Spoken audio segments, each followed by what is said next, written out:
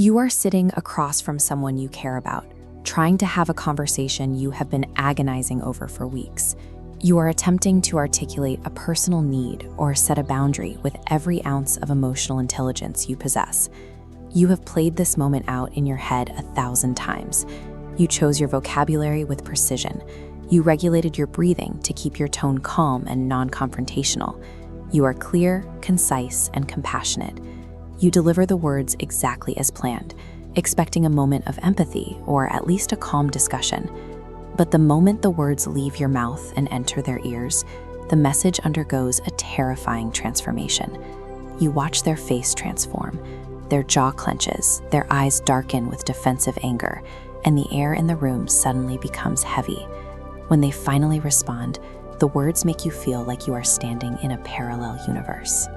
They twist your gentle request for personal space into a declaration that you hate being around them.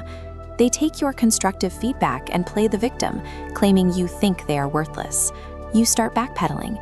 You wave your hands, apologize, and exhaustively over-explain your point, hoping they will see they have misunderstood you. The damage is already done. The argument escalates, leaving you in a state of confusion and exhaustion. You walk away feeling unseen and questioning your own grip on reality. You look in the mirror and start gaslighting yourself. You wonder if you are secretly manipulative or if your communication skills have failed entirely.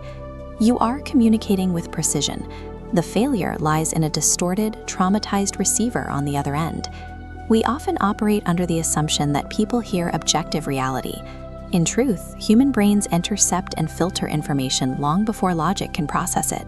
Psychological projection bias forces people to hear their own insecurities and fears. They hear their own self-hatred echoing back at them in your voice. Imagine shining a bright white light, your kind words, through clear glass, but the listener stands behind a thick, cracked pane smeared with past trauma.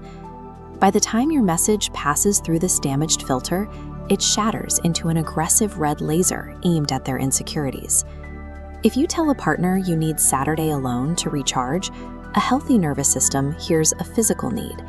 However, an unresolved fear of abandonment translates that request into an apocalyptic threat. Their brain hears a declaration that you are currently leaving them. In a workplace, a colleague with imposter syndrome hears a request for minor project revisions and translates it into a statement that they are a fraud. Their nervous system shifts into a fight or flight response. They are now defending themselves against a horrific narrative their own brain just invented.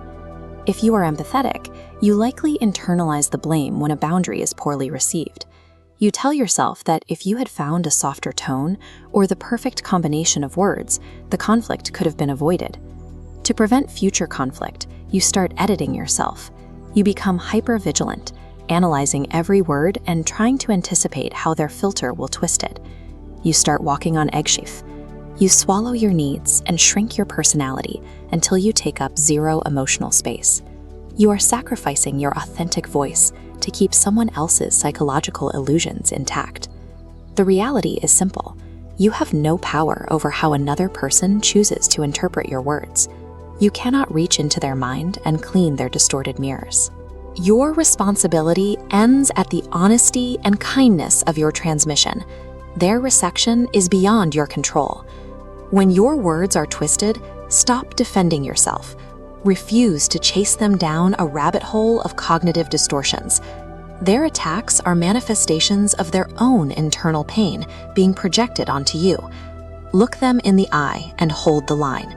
Use a clear script. I am speaking with kindness, and your interpretation of my boundary is a reflection of your internal state, not my intention. Let the silence hang in the room. Force them to sit in the discomfort of their own defensive reaction. By refusing to apologize for words you never said, you starve their projection of oxygen. This will create conflict. People attached to a victim narrative may leave your life entirely.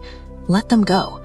A relationship that requires you to silence your needs and endure projection is a hostage situation disguised as intimacy. You deserve to be heard. You deserve to be understood. You deserve to speak your mind without being put on trial for crimes you never committed. Stop apologizing for the clarity of your voice and demand that others take responsibility for the distortion in their own ears. If this lifted a weight off your shoulders, hit the subscribe button. Tell us in the comments what boundary you set that was twisted against you. It is time to stop editing your soul.